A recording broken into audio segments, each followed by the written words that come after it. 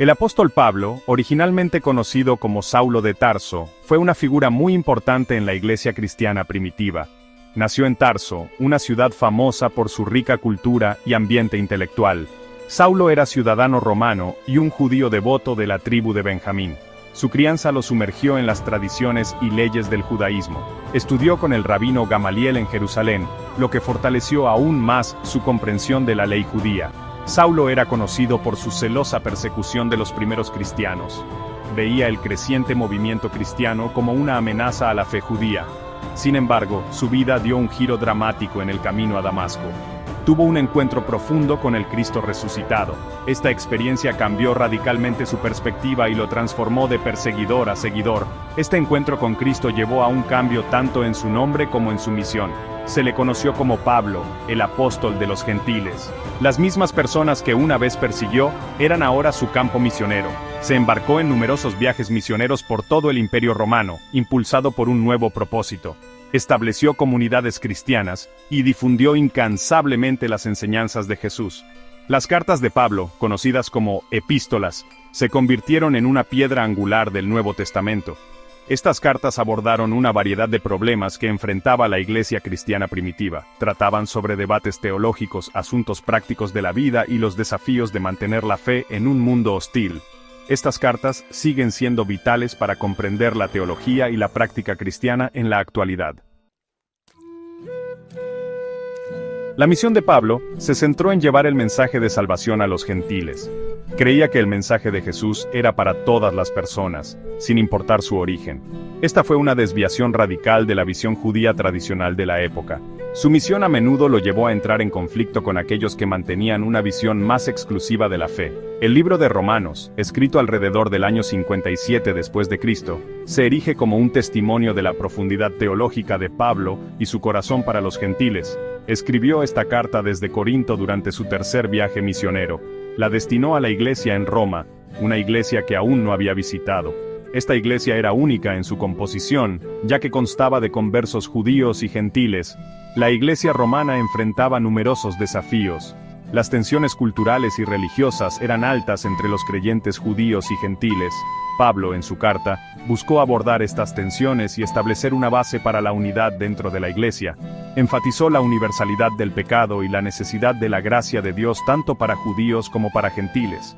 La carta de Pablo a los romanos abordó doctrinas cristianas fundamentales, expuso sobre la naturaleza del pecado, el concepto de justificación por la fe y el poder transformador del Espíritu Santo, proporcionó una explicación completa del mensaje del Evangelio y sus implicaciones para la vida diaria. El libro de Romanos profundiza en la pecaminosidad humana y el plan de redención de Dios. Pablo comienza estableciendo la universalidad del pecado. Argumenta que todos los humanos, independientemente de su origen o herencia religiosa, han quedado cortos de la gloria de Dios. Esta pecaminosidad universal, explica, separa a la humanidad de un Dios santo.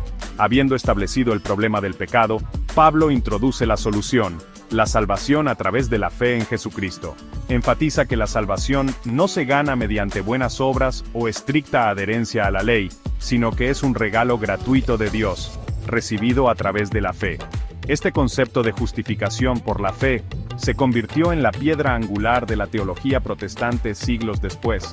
Pablo luego expone sobre el poder transformador del Evangelio. Argumenta que el Evangelio no es simplemente un mensaje de perdón, sino también una fuente de poder para vivir una nueva vida. A través de la morada del Espíritu Santo, los creyentes reciben el poder para vencer el pecado y vivir de acuerdo con la voluntad de Dios. El libro de Romanos también aborda la relación entre los creyentes judíos y gentiles.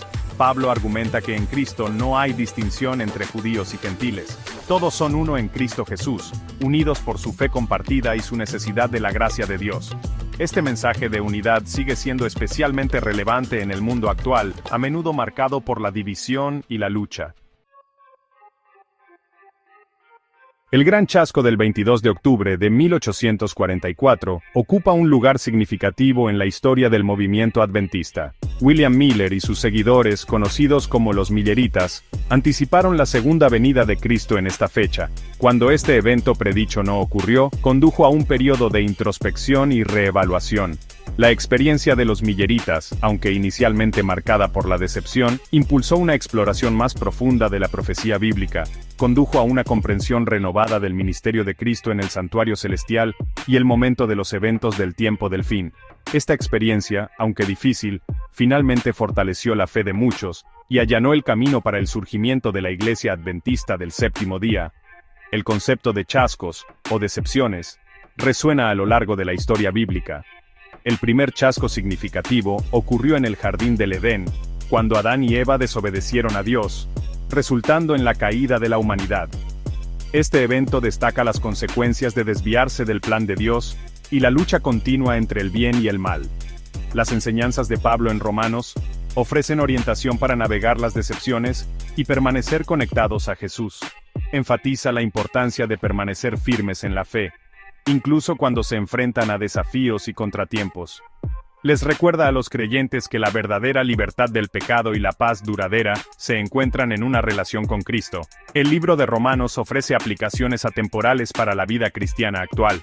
Anima a los creyentes a reconocer su necesidad de un Salvador, comprender que todos han pecado y están destituidos de la gloria de Dios, abrazar el don de la salvación, aceptar el regalo gratuito de la salvación de Dios, a través de la fe en Jesucristo, vivir vidas transformadas, permitir que el poder del Espíritu Santo produzca un cambio positivo en sus vidas, promover la unidad dentro del cuerpo de Cristo, trabajar por la reconciliación y la comprensión, derribando las barreras que dividen.